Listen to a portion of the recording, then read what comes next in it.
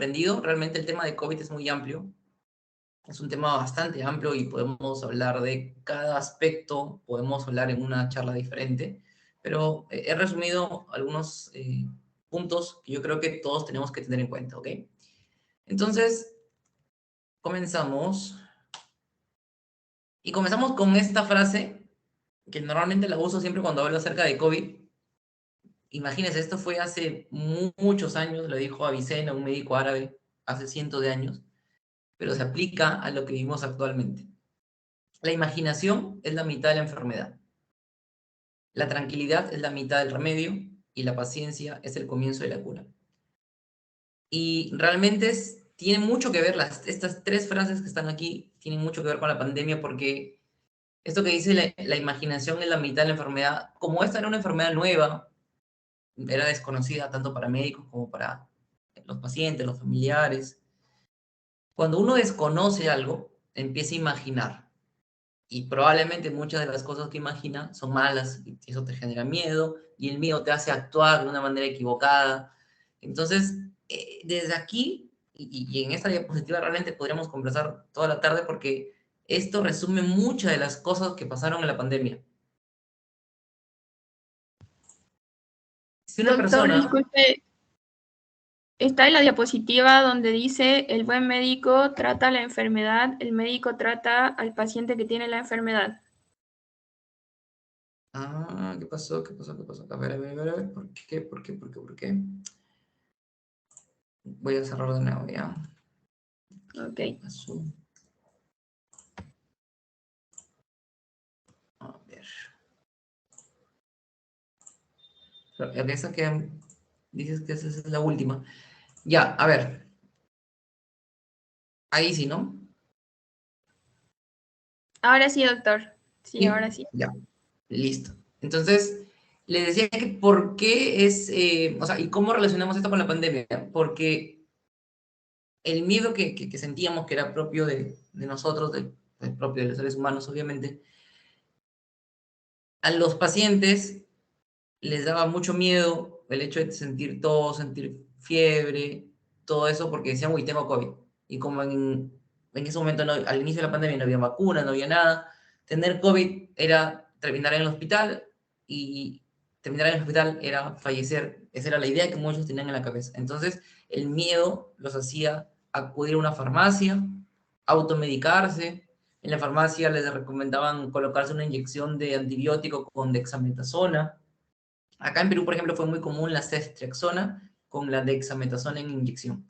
En otros países la lincomicina o algún otro antibiótico con dexametasona. Yo estoy seguro que ustedes también lo habrán escuchado, lo habrán pasado. Entonces, ese miedo nos hacía cometer errores.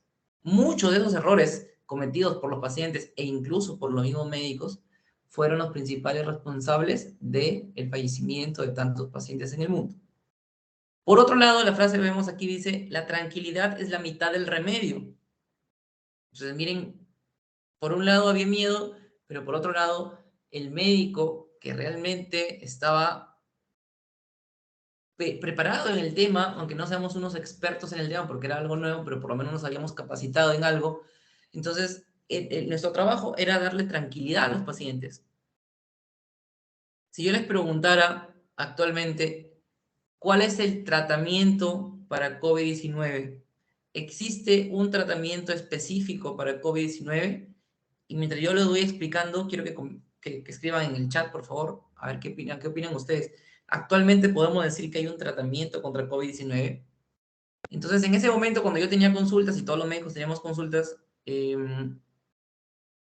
los pacientes decían, doctor, ¿qué me puede recetar? Quiero algo que me ayude a que esta enfermedad no avance. Y la respuesta es que no existe, o sea, no hay algo que yo les pueda dar al paciente para que puedan evitar que la enfermedad avance, ¿sí? He visto que el chat, a ver, a los organizadores, creo que el chat está bloqueado. Si pueden activarlo para que todos puedan comentar.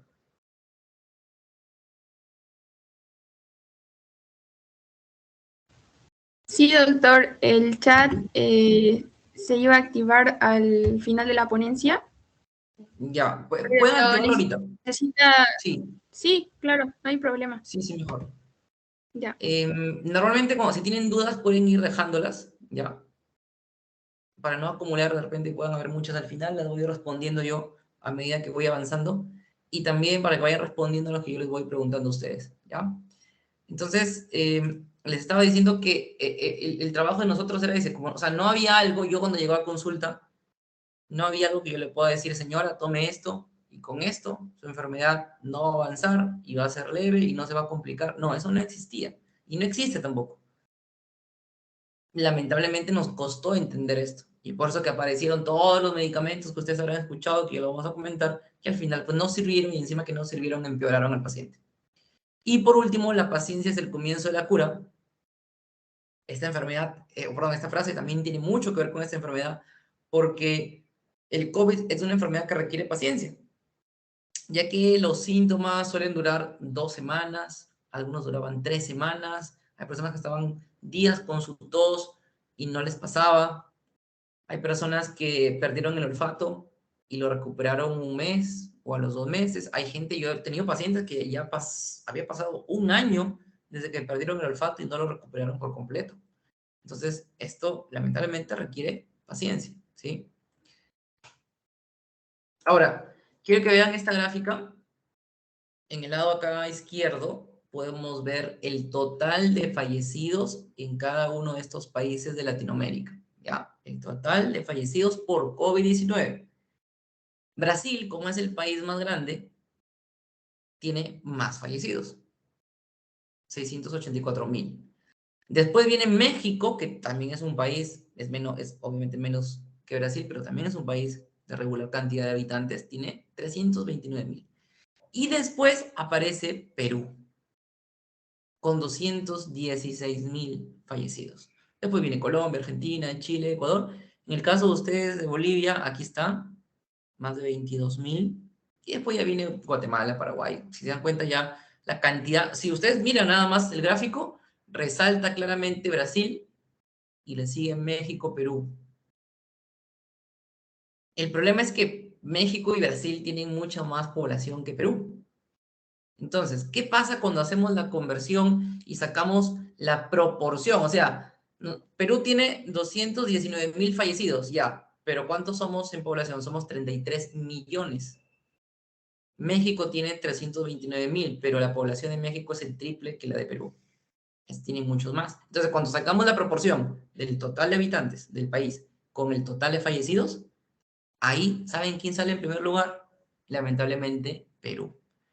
Entonces, yo como médico peruano les puedo decir que hemos vivido esto y que somos el país actualmente, esto es hasta actualizado hasta hace unos días, esto es actualmente somos el país con mayor cantidad de fallecidos por 100,000 habitantes en el mundo. Miren, o sea, Perú está en primer lugar en el mundo. ¿Y dónde aparece Brasil? Si ustedes ven, aquí está Brasil, miren. O sea, Brasil en total tiene mayor cantidad de fallecidos que Perú, pero comparándolo con su población, al final Perú pues le gana por mucho, ¿no? Aquí no aparece, por ejemplo, Bolivia, no aparecen otros países de Latinoamérica, solamente está Chile y está Brasil, y en la cima, lamentablemente, Perú. Ahora, ¿por qué se ha dado esta cantidad exagerada de fallecidos en mi país, ¿no? En Perú? ¿Por qué? Por muchas razones. Vamos a hablar de algunas. Por ejemplo, la infodemia, como ustedes ven aquí, esta imagen es un análisis que se hizo y ahí tienen el link en la parte inferior para que lo puedan ver. Se hizo un análisis de varios países en el mundo y se calculó el riesgo de infodemia. ¿Qué cosa es infodemia? Es como se ha creado este término, es como la pandemia de la desinformación. Entonces, infodemia es esta desinformación que se dispersó y abunda en todos lados, ¿no?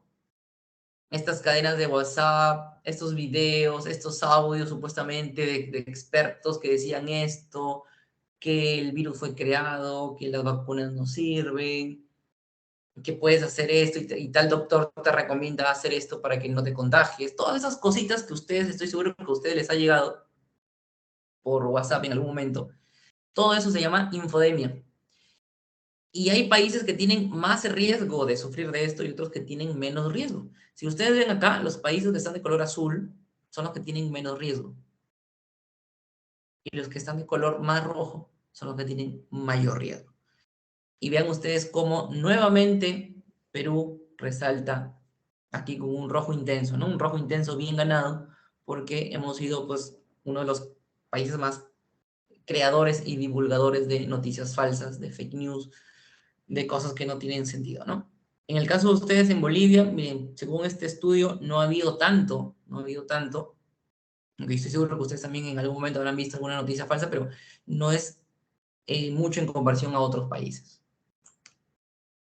Este otro gráfico nos muestra la prevalencia de depresión y de ansiedad en varios países gracias a la pandemia o a causa de la pandemia. ¿Cómo está la salud mental? Y si ustedes ven, los países que están más rojos son los que tienen mayor prevalencia. Y ahí sí, todo lo que es Latinoamérica, estamos más o menos en la misma situación. Desde México, Centroamérica, Ecuador, Perú, Bolivia, Chile, Argentina, si ustedes ven acá. Ahí sí, y es verdad esto, ¿no? Entonces, sí nos ha afectado desde el punto de vista de la salud mental, nos ha afectado la pandemia, ¿no? Desde muchas causas, del el estar encerrados, hay personas que estaban solas, hay personas que perdieron a muchos familiares, hay niños que no han podido desarrollarse con normalidad, porque no han podido interactuar con otras personas, y todo esto ha ocasionado esta alteración de la salud mental en todo el mundo. Ahora, hablemos un poquito de lo que es el SARS-CoV-2, que es el virus, ¿no? Yo creo que a estas alturas todos ustedes ya sabrán que una cosa es el SARS-CoV-2 y otra cosa es el COVID-19, porque hay personas que todavía no lo diferencian. Espero que ustedes ya sepan la diferencia. Y les hago recordar, SARS-CoV-2 es el nombre del virus. SARS-CoV-2 significa, o viene del término síndrome respiratorio agudo sistémico, en inglés, síndrome respiratorio agudo sistémico. COV de coronavirus y 2. ¿Por qué 2? O sea, eso es importante porque ya ha habido, ese tiene un hermano mayor que apareció en el año 2002, el SARS-CoV o el SARS-CoV-1. Entonces, esto quiero que también se les quede, que esa es una de las razones por las que, por ejemplo, la vacuna se desarrolló en menos tiempo de lo normal. ¿Por qué? Porque ya desde el 2002 ya se conocía a este virus, que es muy parecido a este. Entonces ya se conocía sus partes, ya se conocía su material genético, y todos esos estudios que se habían hecho en el 2002 sirvieron para y ayudaron a formar o producir estas vacunas. Entonces, por ahí ya teníamos una ventaja, ¿no? Porque era un virus que era como la evolución de uno anterior, ¿no? O sea, no fue nuevo por completo. Ahora, si ustedes ven aquí, esta animación es de la Universidad de Yale en Estados Unidos. Y vean ustedes cómo se mueven estas especies de antenitas. Se ve claramente cómo se mueven. Estas cositas de color verde, ¿cómo se llaman?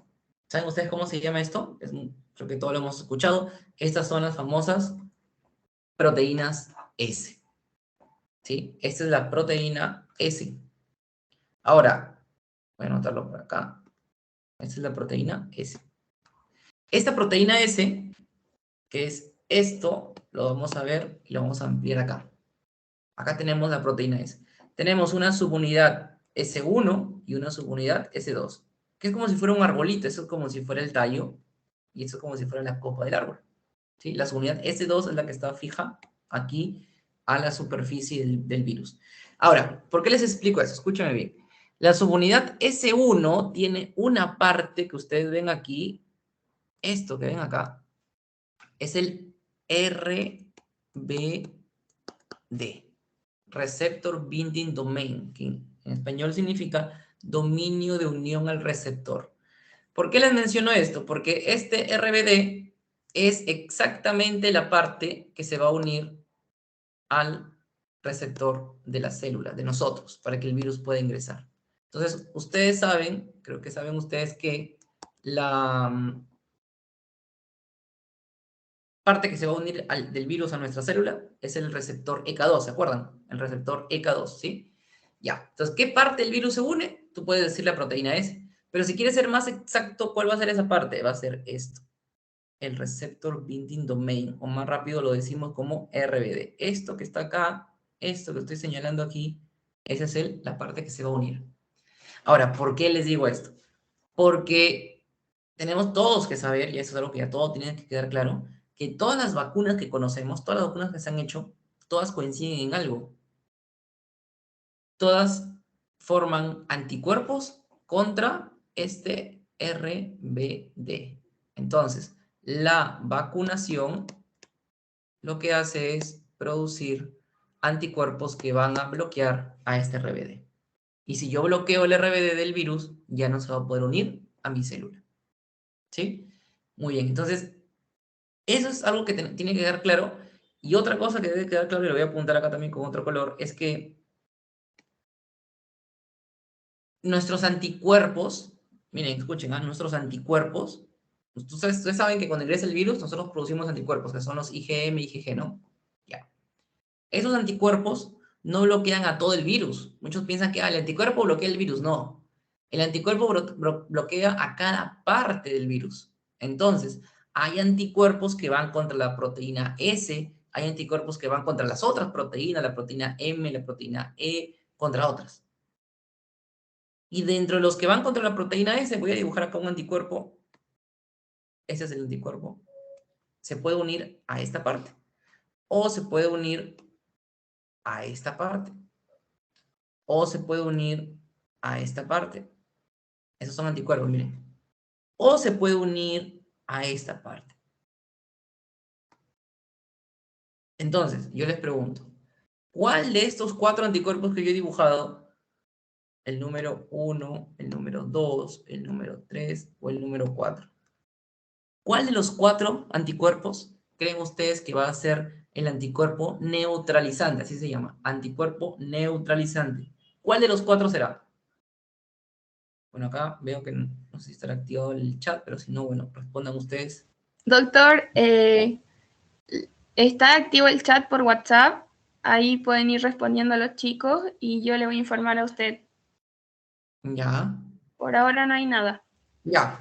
Igual no hay problema, no hay problema. Igual la idea es que ustedes paguen el ejercicio ahí en su mente, nada más, no tienen que responder, así que no se puede.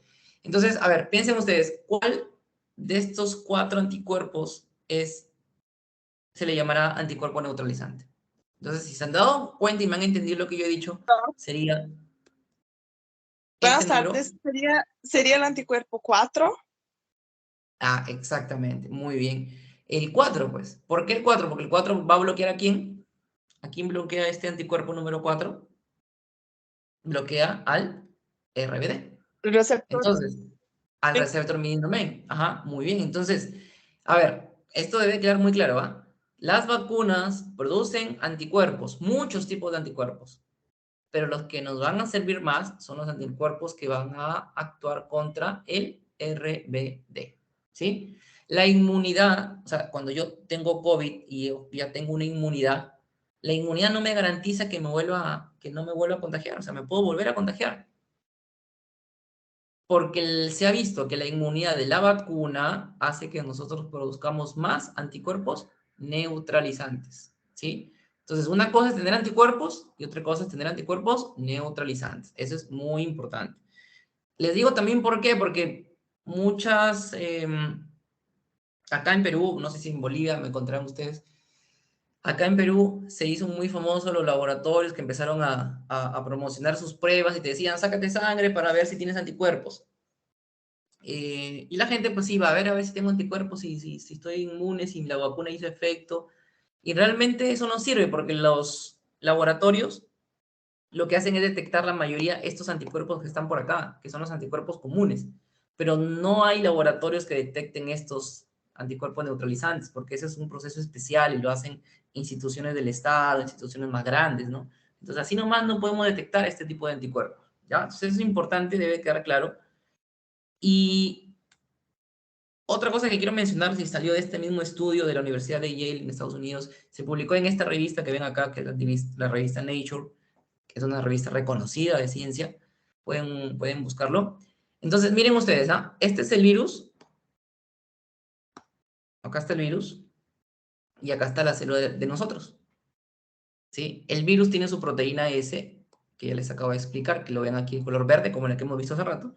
Y nosotros tenemos un receptor, que es el receptor ECA2. Acá ustedes lo van a encontrar como AC2, que está en inglés, AC. En español es ECA2, ¿sí? Entonces, miren, lo que está de verde, la proteína S, se une a lo que está de morado, que es el receptor ECA2. Y después que se unen, miren, miren lo que pasa con la proteína S. La proteína S se enrolla y jala el virus y la membrana celular, se unen, se pegan y el virus puede inyectar su material genético. Lo que les acabo de explicar lo van a ver ahorita en una animación. Miren, ya está, miren. Esto que está acá es la proteína S que ya está enrollada. Y se une la membrana, de nuevo ya, ahí está, miren. El virus y la célula. Miren ustedes cómo se unen. De nuevo, está la proteína S, ya se enrolla, jala la membrana celular, el virus se une y ahí es donde inyecta y mete su material genético. ¿Por qué les digo esto? Porque antes se pensaba que el mecanismo de acción del virus era que todo el virus ingresaba, todo completito ingresaba, formaba unas envolturas que se llaman endosomas y después liberaba su material genético. Pero no es así. Se ha visto que el principal mecanismo es este que están viendo acá. Eso es algo que se descubrió hace algunos meses. Bueno, el año pasado, realmente, eso fue el año pasado. Y esto cambió muchas cosas. Porque, por ejemplo, ¿sabían ustedes que el mecanismo de acción de la hidroxicloroquina, ¿se acuerdan de la hidroxicloroquina que apareció como supuestamente la cura al comienzo, el primer medicamento que se utilizó? Lo que hacía la hidroxicloroquina era romper estos endosomas que se supone que se formaban cuando el virus ingresaba a nuestro cuerpo. Entonces, si yo rompía el endosoma, se solucionaba el problema, porque ya se rompía todo. Pero no funcionó. ¿Por qué no funcionó? Porque el mecanismo principal es este que ven acá ustedes. Entonces no ingresa todo el virus, ingresa, se hunde la membrana del virus con la célula, inyecta su material genético, por eso que la hidroxicloroquina no tenía nada que hacer ahí. Y esto es simplemente para que ustedes lo vean de otra manera. Este es el receptor ECA2, esta es la proteína S, estas serían las dos subunidades. Y vean ustedes aquí, estas cositas como antenitas que ven acá, esto es el RBD. El RBD se mueve como una antena, miren, se mueve, es como que se despierta y busca al receptor de nuestras células. Miren acá, ya se movió y se unió. Ahora, otra pregunta. A estas alturas de la pandemia, ya estamos por terminar, como les dije, la pandemia, podemos decir y podemos seguir pensando que el COVID se transmite a través de los objetos, porque al inicio pensábamos eso, ¿no? Al inicio, acá pasó mucho, a ver, ustedes también, si es que allá también pasó, que íbamos a comprar y traíamos las cosas del supermercado y le echábamos alcohol a todos los objetos, ¿no? A la leche, a los fideos, a todas las bolsitas, cosa por cosa, le echábamos alcohol, pensando que por ahí nos podíamos contagiar. Acá se hizo muy popular también esta cosa que tampoco sirvió para nada, de colocar una bandejita de lejía o de algún desinfectante en la entrada de la casa, entonces todo el mundo pasaba, pisaba primero esa lejía, esa bandeja, y después ya ingresaba a su casa, ¿no? Pensando que el virus lo ibas a meter por ahí por tus zapatos, o por las cosas que compraste del súper, o por tus manos. Entonces el virus, si bien es cierto, sí se transmite por las manos, eso sí, pero no es la principal causa, ¿no? Entonces, uno más se preocupaba de los objetos de la persona, o había personas que incluso cuando llegaban a visitarla, si es que te recibía visita, porque ya en esas épocas nadie recibía cuando estábamos en plena cuarentena, pero algunos entrabas y te vaciaban, te rociaban de alcohol, ¿no? Te echaban a toda la ropa alcohol, alcohol, alcohol, alcohol, pensando que de esta manera iban a prevenirse ellos del contagio. Entonces, lo que en ese momento no se entendía, y ojalá ahorita ya lo podamos entender, es que una persona no te va a contagiar por su ropa, por sus zapatos, por su pelo, ni por sus manos. Principalmente nos contagiamos nosotros con el virus que tenemos en el interior y que lo vamos a expulsar al momento de hablar, de toser, de estornudar o simplemente al momento de respirar, nada más. Una persona respirando ya está eliminando virus. Obviamente cuando yo hablo, voto más. Si yo canto, elimino más. Si yo grito, elimino más. Si yo toso, obviamente elimino más. Pero si estoy calladito, solamente respirando, igual también voy a eliminar alguna cantidad de virus. Entonces, ahí tiene que quedar claro algo. Mire, nosotros cuando hablamos o estornudamos o simplemente respiramos, botamos gotículas de saliva, ¿sí o no? Ya, las gotículas pueden ser, estas son las gotículas, ya, esas son las gotículas que miden más de 100 micras, pero también hay gotículas más pequeñitas que se llaman aerosoles. Y estos aerosoles pueden ser muy pequeños, de menos de 5 micras, o medianos de 5 a 100 micras, ¿ok? Cuando ya son más de 100, es gotículas. Pero miren la diferencia. Cuando yo expulso, cuando yo hablo, yo converso, boto estas gotículas grandecitas. Y como estas gotículas son grandecitas y son pesaditas, caen. No van más allá de 1,5 metros. Por eso te decía, mantente a 1,5 metros o 2 metros de una persona. Pero eso no era suficiente, porque el problema no es esto. El problema son las gotículas más pequeñas, que son los aerosoles, que son todo esto que ustedes están viendo acá.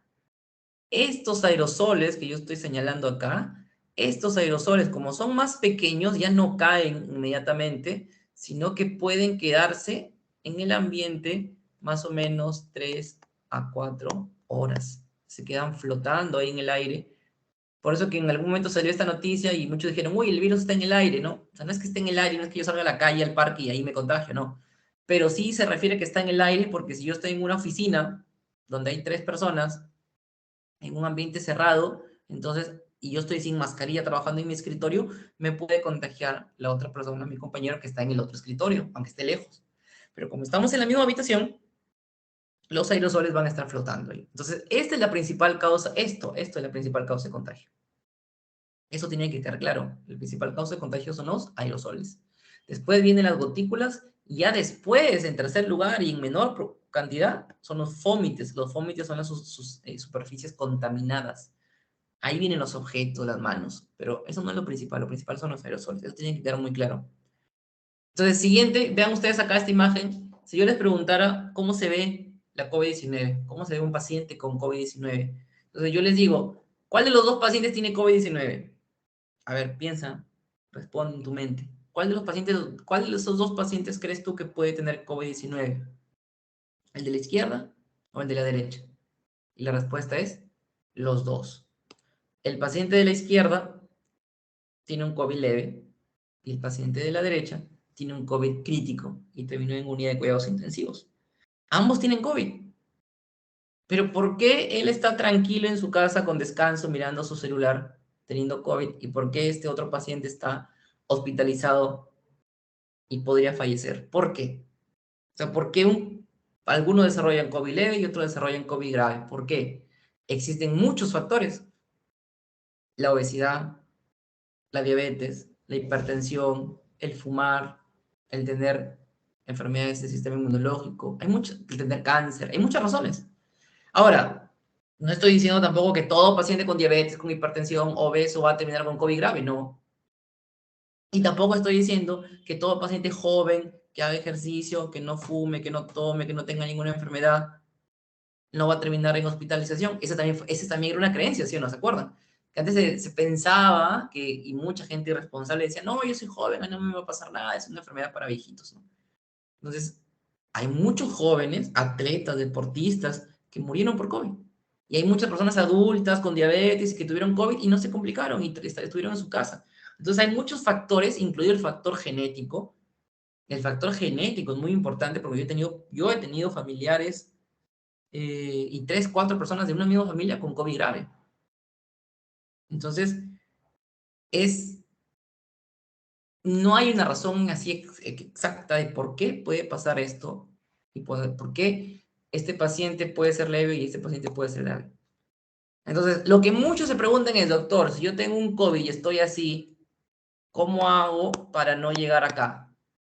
Es que realmente eso no lo podemos evitar. No lo podemos evitar. O sea, no hay algo que, repito, lo que dije al comienzo, no hay algo que yo te pueda dar ya, toma eso, toma eso, toma eso, para que no te... No, eso no existe. Muchos decían, no, que toma ibuprofeno, que toma citromicina, que toma corticoides, que toma enoxaparina o anticoagulante porque la sangre se te va a coagular. No, eso no sirve. O sea, eso no es que te va a evitar que avance la enfermedad. No, eso es mentira. Y encima, si tú tomas todo eso estando acá, en vez de ayudarte a que no te empeores, más bien te vas a empeorar, porque estás tomando cosas que no te sirven. Lo que tenemos que hacer aquí con este paciente es controlar su saturación, darle medicamentos sintomáticos nada más, para calmar sus síntomas, para que se sienta mejor, pero no hay más. Pero el control, voy a escribirlo acá porque es muy importante esto, el control es fundamental en los pacientes con COVID. ¿Por qué? Porque si yo controlo al paciente y yo le hago su seguimiento, por ejemplo, cuando yo atendía en la segunda o tercera hora, yo atendía, pero la consulta no acababa con simplemente la atención, sino que yo le hacía el seguimiento por WhatsApp por un día, 2 días, 3 días, 4, hasta el día 10, 11, 12, que ya estaba de alta, y ya. Entonces, ¿qué pasa si el paciente llega? ¿Saben en qué día el paciente se complicaba? Ahorita ya con la vacuna no pasa esto, pero antes, sin vacuna, en el día 10, más o menos, 10, o sea, en el día 10, desde el inicio de síntomas, 10, 11, el paciente podía pasar a grave. Y me pasó con muchos pacientes, que el día 10, 11 la saturación empezaba a bajar. Entonces, ¿qué tengo que hacer yo? En ese momento, ahí viene otro tratamiento diferente, ahí viene el oxígeno, ahí es otra cosa, es otra historia. Y si detectamos al paciente a tiempo y le damos oxígeno a tiempo, se puede recuperar. Pero si no, nadie le hizo control y el paciente empezó a bajar, a bajar, a bajar su saturación, nadie lo atendió y llega al hospital cuando ya la saturación está demasiado baja, ya no se puede hacer nada. Entonces, por eso el control es muy importante. ¿Cómo clasificamos a los pacientes? Puede ser caso completamente asintomático o puede ser leve, moderado, severo, crítico. ¿Y saben de qué depende esto? Esto lo pueden ver en esta guía esa es una guía peruana, que es una guía muy buena. Les recomiendo esta guía. ¿Cómo sabemos si el paciente es leve, si es moderado, si es severo y si es crítico? ¿Cuál es el principal signo? ¿Qué tenemos que ver? ¿Qué tenemos que medir? Y la respuesta es esto, la saturación de oxígeno. Esta saturación con este aparatito que todos tenemos ya actualmente en nuestra casa, eso nos va a decir si el paciente es leve o si el paciente es grave. A ver, voy a poner un ejemplo. Yo tenía muchos pacientes leves en casa que me decían, doctor, me siento mal, me siento grave, no me muero ya. ¿Por qué? Porque tenían fiebre, les dolía todo el cuerpo, les dolía la espalda, estaban tosiendo, no tenían ganas de nada, pero le tomaba su saturación y estaba así, 98%.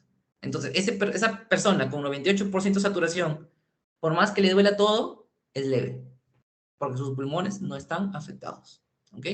Ahora, lo normal es 95, de 95 para arriba, pero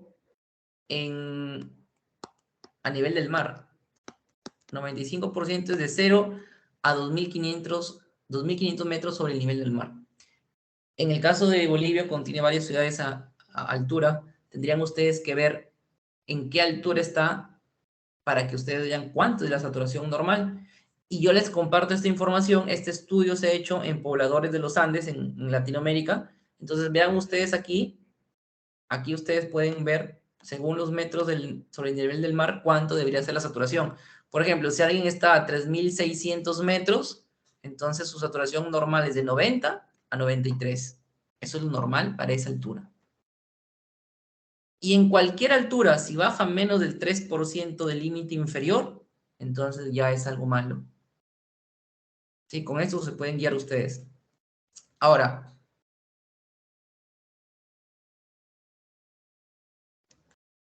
¿cuándo decimos que es hipoxemia? Menos de 95, repito, a nivel del mar, ¿no? Y cuando es menos de 90 a nivel del mar, ya es una insuficiencia respiratoria aguda. Entonces, aquí el paciente tiene que recibir, cuando ya está bajando el oxígeno, es que es obvio, ¿no? Si el paciente no tiene oxígeno, ¿qué hay que darle? Oxígeno. Lamentablemente el gobierno no entendió esto, ¿no? Y prefirió comprar miles de medicamentos que no sirvieron en vez de armar y tener eh, nuevas de estas torres grandes, ¿no? Que procesan el oxígeno, pues, ¿no? Esa es una imagen de un paciente real que yo tuve. Yo en la segunda y tercera hora estuve atendiendo a domicilio. Yo llegaba a las casas. En muchos casos pude ayudar a muchas personas, pero lamentablemente en otros casos llegaba y ya me llamaban y recién el paciente buscaba ayuda cuando ya su saturación estaba muy baja. Si les estoy diciendo que 95 es lo normal aquí en esta zona de Perú, hasta 90 es hipoxemia y menos de 90 ya es insuficiencia respiratoria aguda. Miren ustedes cuánto tenía este paciente. 72 de saturación. Esta persona no tenía un pulso oxímetro en casa, nunca le tomaron la saturación y me llamaron cuando estaba con 72. No podía hacer nada en casa, tuve que mandar al hospital. Estaba todo saturado, pero encontró una cama en el hospital, estuvo unos días, pero lamentablemente falleció esta persona. Y si se quedaba en casa, era bien complicado porque tenía que traer su balón de oxígeno y el balón de oxígeno te da máximo 15 litros de oxígeno por minuto. Y este paciente iba a requerir más, entonces no le iba a alcanzar el oxígeno en casa. Y así que de igual manera también lamentablemente hubiera fallecido en casa. Repito, ¿qué hubiera pasado si este paciente con COVID le hubiéramos hecho su control y lo hubiera detectado cuando tenía 92 de saturación y le hubiéramos dado oxígeno, ya sea en casa o en el hospital? Tenía más probabilidad de recuperarse, pero no con 72. Lo bueno de esta pandemia es que no solamente nos trajo cosas malas, nos trajo también muchas cosas buenas. Algunos médicos tuvimos la oportunidad de atender, de ayudar a familias, ¿no? En mi caso, cuando el paciente era grave, no, yo no cobraba. Y bueno, eso hizo que muchas personas pues, te regalaran algunas cositas como las que ustedes ven aquí. Me dieron esta tacita con una dedicatoria, este cuadrito que me lo regaló una paciente también. Entonces, son cosas buenas que al final hemos pasado dentro de todo esto malo que pudo haber sucedido en la pandemia. Entonces, ahora pasamos a uno de los últimos puntitos ya para ir terminando, es esta frase, ¿no? Que ustedes ven aquí, tómenle foto, por favor, tómenle captura con estos memes al costado. Esta frase, ¿no? Tomé ivermectina y me curé. O mi primo tomó ivermectina y se curó. Mi tío tomó ivermectina y se curó. Mi vecino tomó ivermectina y se curó. Mi papá, mi mamá tomó ivermectina y se curó. Entonces, yo les pregunto a ustedes, o quizás ustedes estarán preguntando, doctor, pero de repente la ivermectina nos curó. Entonces, les digo, el 90% de casos de COVID son leves. Sin vacunación, 9 de 10 personas se recupera sin tomar ningún medicamento. Si a esas 10 personas yo les doy ivermectina, 9 se van a recuperar. Y si no les doy ivermectina, 9 se van a recuperar. Y si les doy a tomar gaseosa Coca-Cola, 9 se van a recuperar. Y si les doy a tomar cualquier otra cosa, 9 se van a recuperar. ¿Me entienden? Entonces, la evolución de la enfermedad no va a cambiar si tomes lo que tomes. Entonces, tú dirás, pero doctor, entonces, pero ¿y qué pasa si la ivermectina los curó? Ah, es que para eso están los estudios, pues, para eso vienen o sea, para yo comprobar y decir si la ivermectina funciona o no funciona, ahí están, para eso están los estudios clínicos, que ahorita lo vamos a ver y con eso va a quedar muy claro. Pero antes de decirle eso, quiero comentarles de dónde surgió esta historia de la ivermectina, porque yo sé que también esto llegó a Bolivia, estaba en muchos países, la gente empezaba a tomar ivermectina, se acabó la ivermectina para humanos, la gente empezó a tomar ivermectina para animales, se iban a las veterinarias, tomaban un frasquito donde estaba dibujado un caballo, una vaca. Entonces, toda esta locura de la ivermectina nació por este artículo. Este artículo es un estudio preclínico, preclínico significa en laboratorio, no en seres humanos. Y ustedes miren acá ustedes, vamos a leer qué dice acá. Eso está en inglés y lo vamos a traducir. Dice, ivermectina, la droga aprobada por la FDA, inhibe la replicación del SARS-CoV-2 in vitro. Eso dice. Dice, la ivermectina, un fármaco aprobado por la FDA, inhibe la replicación del SARS-CoV-2 in vitro. Ojo, escuchen bien, ¿ah? Algunos entendieron mal esto y dijeron, la ivermectina es aprobada por la FDA porque inhibe la replicación del SARS-CoV-2. No dice eso, ¿ah? Ojo con la traducción, ¿ah? Dice, la ivermectina, que es una droga aprobada por la FDA, porque es verdad, la ivermectina es una droga aprobada por la FDA, pero no para el COVID, sino para parásitos, para otras enfermedades. ¿Sí? Nunca dice acá que la FDA ha aprobado la ivermectina contra el COVID, no. Ahora, pero tú dirás, doctor, pero acá dice que inhibe la replicación del SARS-CoV-2 in vitro, eso es algo bueno. Claro, porque este artículo dijo que al colocar ivermectina en células con COVID, con SARS-CoV-2, 48 horas después ya no vieron. el SARS-CoV-2. Entonces sí, inhibió la replicación del SARS-CoV-2. Pero ese es en laboratorio, pues. Hay muchas cosas que funcionan en laboratorio y no cuando ya las estudiamos en el ser humano no funcionan. ¿Ustedes sabían que la aspirina en laboratorio, in vitro, inhibe la replicación del VIH? ¿Han escuchado eso? Y no por eso vamos a decir que la cura del VIH es la aspirina, ¿no? Porque una cosa es que sucede en laboratorio, en un experimento, y otra cosa es que sucede en el ser humano. Entonces, esto es en laboratorio. Ah, y no solamente eso, sino que para llegar a esta inhibición se tendría que usar una dosis 50 veces más alta que la dosis que tomamos realmente los seres humanos. O sea, que tendríamos que tomar demasiada ivermectina para que recién se cumpla eso que se ha visto en el laboratorio, pero esa dosis en exceso sería tóxica y así como mata el virus, también nos mataría a nosotros. Entonces, ¿cómo comprobamos esto? Solamente voy a hablar de la ivermectina porque hay muchos fármacos, pero quería centrarme en ese porque es el principal. Entonces, ¿quién le dio ya la muerte a la ivermectina y dijo, no, ¿sabes qué? No funciona? Fue este estudio de Cali. Tómenle pantallazo y ténganlo ahí siempre, búsquenlo, googleenlo, léanlo. Este es un estudio muy conocido, ¿eh? Cuando escuchen ustedes el estudio de Cali, se refiere a este. Y ya después, el remate fue este estudio llamado Ivercor. Entonces, ¿qué hacen este estudio? Mira, acá dice la intervención. ¿Qué hicieron acá? A 200 personas le dieron ivermectina y a 200 personas le dieron placebo. O sea, una sustancia que no hace nada, pero ellos no sabían que no hacía nada. ¿Y qué creen que pasó? O sea, si ustedes se ponen a pensar, si este medicamento funcionara, es obvio, es lógico que el grupo que recibió ivermectina se supone que tenían que tener una enfermedad más leve y los que no recibieron podían complicarse, ¿no? Eso es lo lógico, ¿no? Pero ¿saben qué pasó? No pasó nada. Que en ambos grupos la mayoría se recuperó y en ambos grupos hubo un porcentaje que se hospitalizó y en ambos grupos hubo un porcentaje de personas que falleció. Muy parecidos.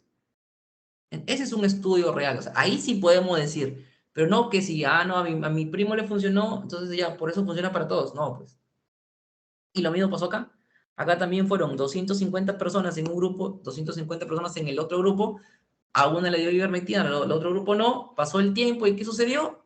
Nada, no había ninguna diferencia. Por eso aparece este meme que yo siempre lo coloco. Por un lado la ivermectina, por un lado el dióxido de cloro, la gente matándose y diciendo cuál es mejor, y al final el medicamento que nos ha ayudado es el buen paracetamol.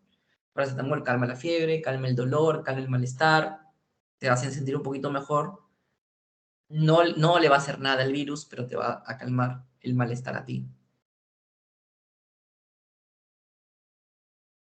Y terminamos con esta frase. El buen médico trata la enfermedad, el gran médico trata al paciente que tiene la enfermedad. Siempre yo la menciono en mis ponencias, si no la han escuchado ustedes, guárdenla, ténganla siempre presente. No la he dicho yo, es de William Osler, un médico hace ya muchos años. Y yo la escuché, cuando la escuché por primera vez me hizo cambiar mi forma de pensar. Y ese es el objetivo, que ustedes no solamente sean buenos médicos, porque un médico, ustedes van a terminar como médicos generales y médicos generales hay un montón. Y si hacen especialidades, cualquier especialidad que ustedes hagan, si ustedes son cardiólogos, por ejemplo, cardiólogos hay un montón en su país, ginecólogos hay un montón, pero ¿qué es lo que lo va a diferenciar de uno o del otro? Lo va a diferenciar el buen trato al paciente. Entonces recuerden ustedes no tratan la diabetes, ustedes tratan a una persona que tiene diabetes. Nosotros no tratamos la hipertensión arterial, nosotros tratamos a la persona con hipertensión arterial. Y por último, nosotros no tratamos al COVID-19, nosotros tratamos a una persona que tiene COVID-19.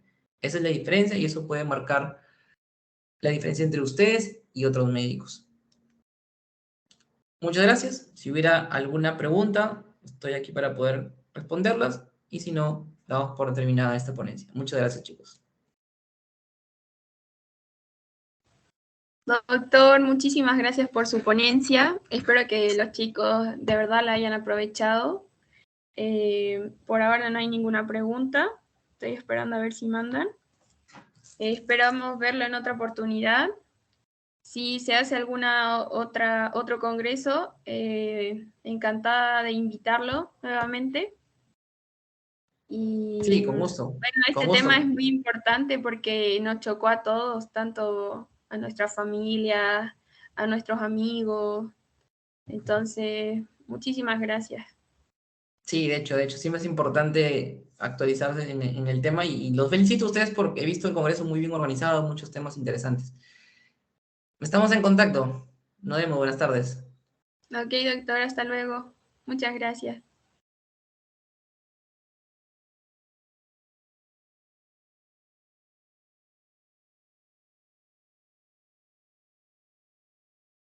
Bueno, chicos, pueden ir saliendo. Se les va a informar de la otra exposición. Eso, hasta luego.